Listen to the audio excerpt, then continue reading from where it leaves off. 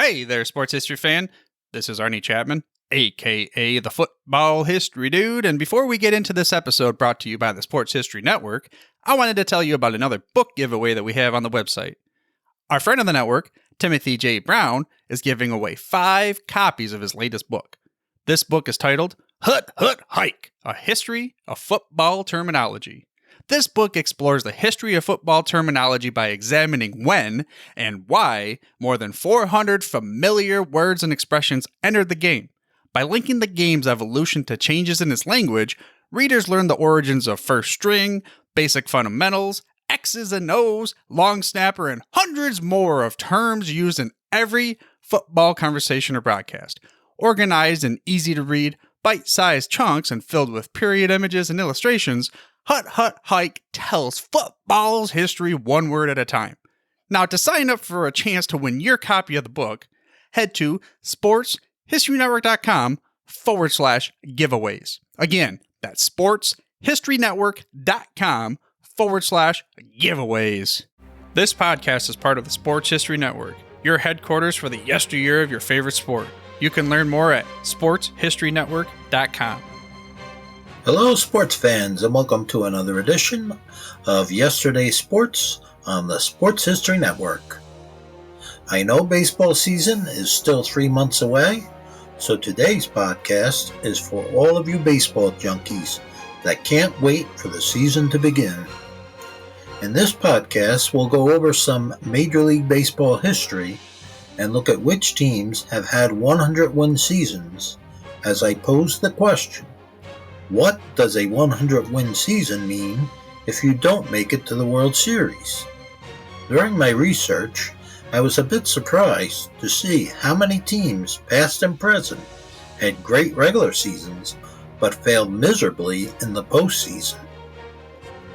This past season is a great example. 4 teams had over 100 wins in the regular season. The American League Houston Astros, who had 106 wins, won the World Series. But what happened in the National League?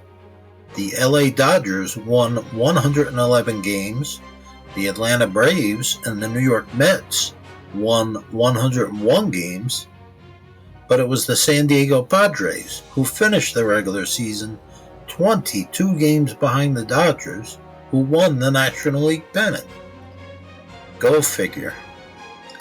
In 2021, 3 teams won over 100 games: the San Francisco Giants, the LA Dodgers, and the Tampa Bay Rays, but none of them made it to the World Series. Instead, it was the 88 and 73 Atlanta Braves who took the World Series trophy home. It doesn't quite make sense, does it? The league played only 60 games in 2020, but at least the 2 teams with the best regular season records played each other in the World Series, with the 43 and 17 LA Dodgers winning the trophy. The Houston Astros had the best regular season record in 2019, with 107 wins, while 3 other teams also had over 100 wins. The Astros made it to the World Series, but lost to the 93 and 69 Washington Nationals. So once again, the teams that were heavily favored to win the World Series, based on their impressive regular season records, lost.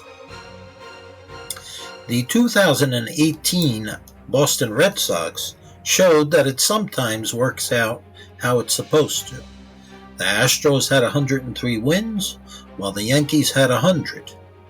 But the 108-win Red Sox won the World Series.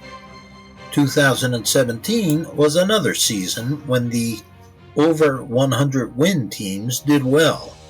While the 102-win Cleveland Indians didn't make it to the series, the 101-win Houston Astros did, defeating the LA Dodgers, who had 104 wins. In 2016, the only team to win over 100 regular season games that year, the Chicago Cubs, defeated the Cleveland Indians to win the series. But in 2015, The 100-win St. Louis Cardinals failed to reach the series. Instead, it was the 95-win Kansas City Royals who took the trophy home. There was a 3-year span from 2012 to 2014 that no team won 100 games. But in 2014, there were 7 teams that won more regular season games than the San Francisco Giants, who won only 88 games but went on to win the World Series. The Red Sox and Cardinals came close to winning 100 games in 2013, finishing with 97 wins, and the Red Sox defeated the Cardinals in the World Series. The Giants won the World Series in 2012, despite 3 teams having a better regular season record than they did. The Philadelphia Phillies finished the 2011 regular season with 102 wins, but it was the 90-win Cardinals who won the World Series, even though 7 teams had a better regular season record than they did. Although no team won 100 games in 2010, 4 teams had a better record than the eventual World Series champion San Francisco Giants. If you combine the Giants' 2010, 2012, and 2014 regular seasons, their overall winning percentage was .563 for the regular season. That's pretty good, but nothing spectacular. Yet the Giants won the World Series in all 3 of those seasons. The 2009 Yankees were the only team that year to win over 100 games, and they did win the World Series. But in 2008, the Anaheim Angels, who won 100 regular season games, didn't get the job done in the postseason. Instead, the Philadelphia Phillies, owners of the 5th best record in the majors, won the World Series. There were no 100-win teams in 2007 or 2006. The Red Sox, who had 97 regular season wins, won the series in 2007. But in 2006, the Cardinals, who had a winning percentage of only .516, won the World Series. 12 teams, 12, had a better record than the Cardinals that season. The Cardinals were the only team to win 100 games in 2005, but the Houston Astros won the National League pennant with only 89 wins. The Cardinals won 105 games in 2004, while the Yankees won 101. But both teams lost to the Red Sox when it counted most. 3 teams won at least 100 games in 2003.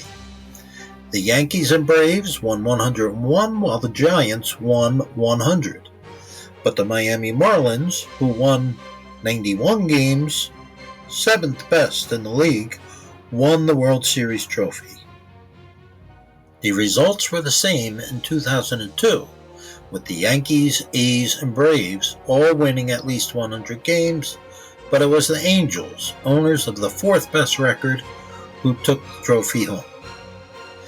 The 2001 Seattle Mariners had one of the greatest regular seasons in Major League Baseball history, winning an astounding 116 games while losing only 46 for a .716 winning percentage.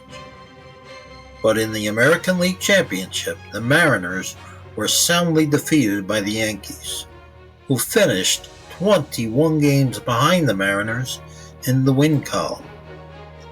The Yankees then lost the World Series to the Arizona Diamondbacks, who had only the 5th best record in the regular season.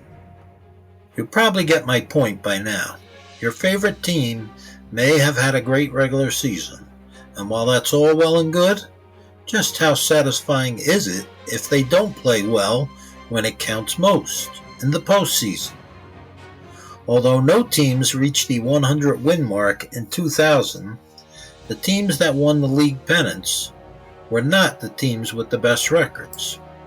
The Mets had the 4th best record in the National League, while the Yankees had only the 5th best record in the American League. The Yankees, who had the 9th best record overall, defeated the Mets in the World Series. That wraps it up for the 2000s. In part 2, we'll look at the 1990s and the 1980s. Well, hope you enjoyed today's podcast. Until next time, thank you and God bless. This podcast is part of the Sports History Network, your headquarters for the yesteryear of your favorite sport. You can learn more at sportshistorynetwork.com.